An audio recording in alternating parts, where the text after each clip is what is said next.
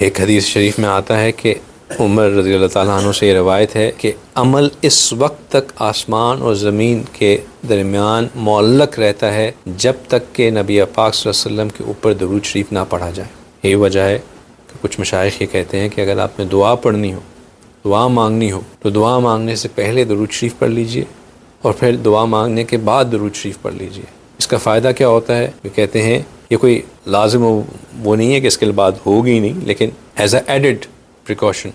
ابھی پچھلے دنوں ہم دعا کے اوپر بات کر رہے تھے، تو اس میں ہمیشہ یہ سمجھاتا ہوں کہ دعا بھی جو ہے نا وہ ایک اپلیکیشن کی طرح ہوتی ہے۔ جیسے ہم کہیں پہ ویزا فل کرانے جا رہے ہوں، ویزا کی اپلیکیشن ڈالنے جا رہے ہوں، تو وہ ساتھ ایک چیک لسٹ دیتے ہیں اور اس میں کہتے ہیں کہ اگر تو اس چیک لسٹ کی چیزیں موجود ہوں گی تو پھر اپلیکیشن ایکسیپٹ ہوتی ہے۔ اپلیکیشن ایکسیپٹ ہونے کے بعد اپلیکیشن پروسیس ہوتی ہے، پھر اس کے بعد آتا ہے کہ ویزا ملا کہ نہیں ملا۔ اگر وہ چیک لسٹ کی چیزیں نہ ہوں،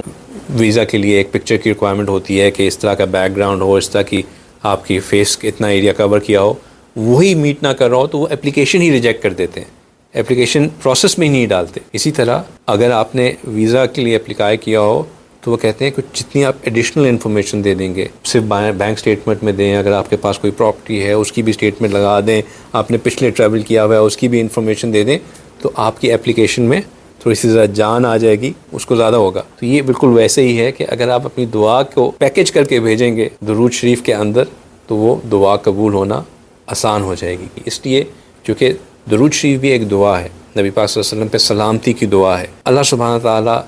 شروع میں آپ صلی اللہ علیہ وسلم کی سلامتی کی دعا کو قبول فرمائیں گے اور آخر میں سلامتی کی دعا کو قبول فرمائیں گے۔